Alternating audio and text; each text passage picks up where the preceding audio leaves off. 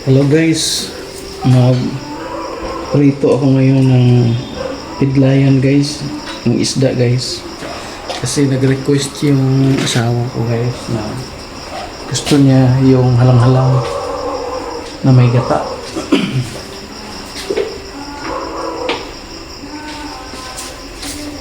Prituhin ko muna itong ano guys, yung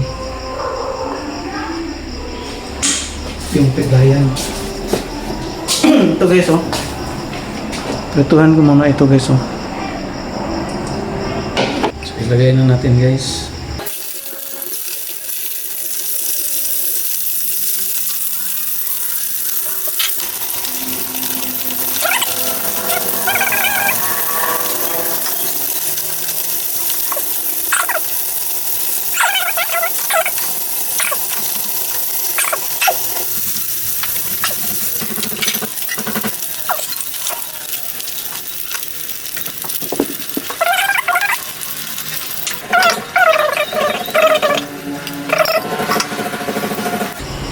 So guys, ito yung ano guys, ang kapo guys oh, yung atsal, sili labuyo guys, bawang tsaka sibuyas. Ito lang guys. Request ng asawa ko to guys, gusto sa maanghang na ano guys, yung ulam.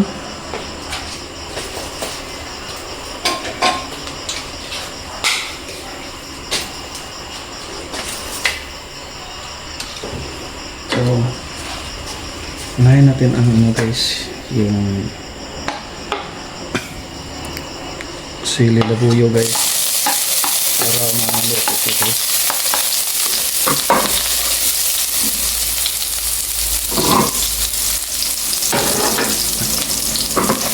So hot!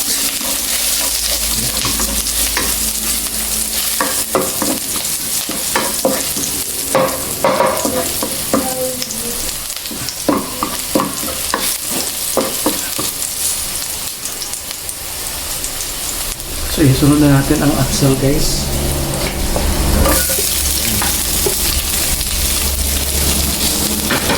Dito na lagyan ito ng ano guys, yung luya guys.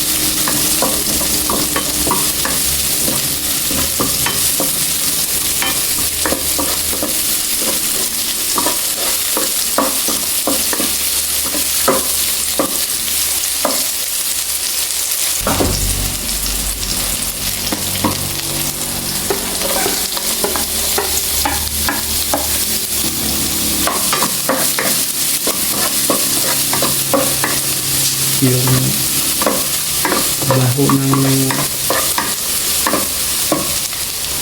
ayan ang sibuyas guys.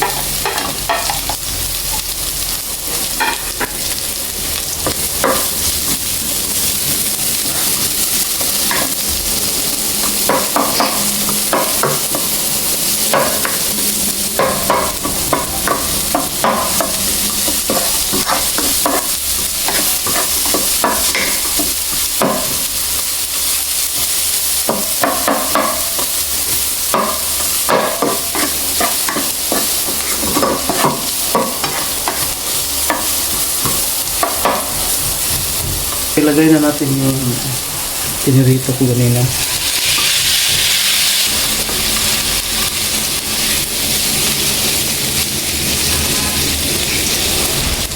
Lagyan natin ng kapantaman na ano, asin guys, kasi maglagay tayo ng cubes ngayon. Cubes. Lagyan natin ng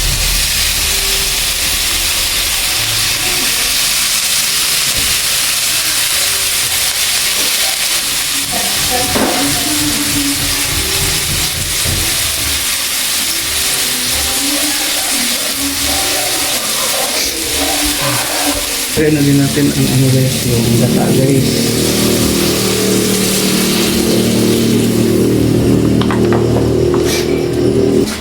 Lagyan natin ng kaunting ano guys, tubig guys, para sarap magigop ng sabaw. So ilagay natin yung nor guys, tsaka takpan natin.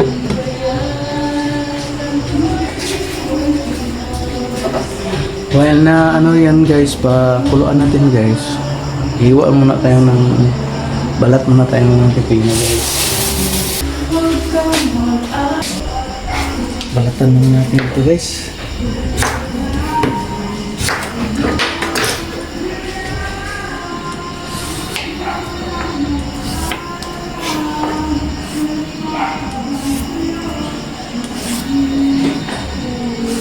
Araw-araw kami nagpipino guys. Araw naman po. Ano, umaga at sa kagabi. Kasi pag lunch namin, hindi naman kami nagluto. Ready-made lang yung binigyan namin.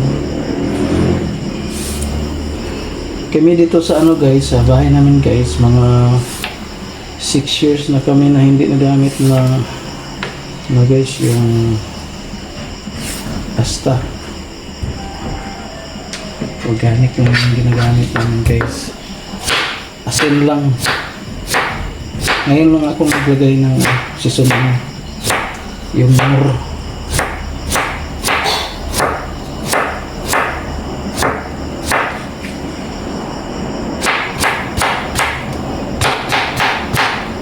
Ayan na guys.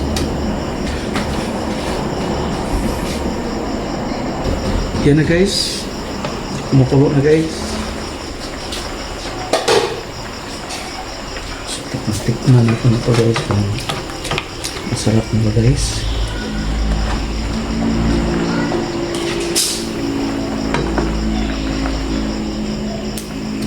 Pwede ito, optional ito. Lagyan ng kamunggay or spinach. Lagyan ito na. Pwede lagyan ito ng kangkong, bago, yan. Pero kabingan yan, okay na ito. Pwede ito lagyan ng batong, string beans. Tikman natin guys.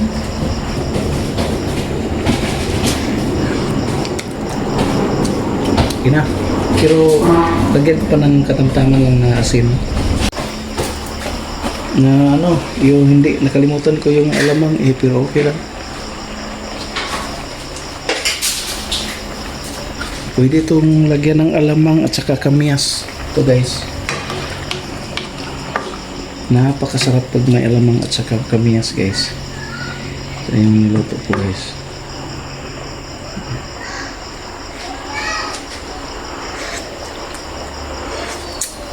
Sarap na guys. So medyo patuyuin ko na ito guys. Kasama ko na ito kasi masarap ng kumain eh.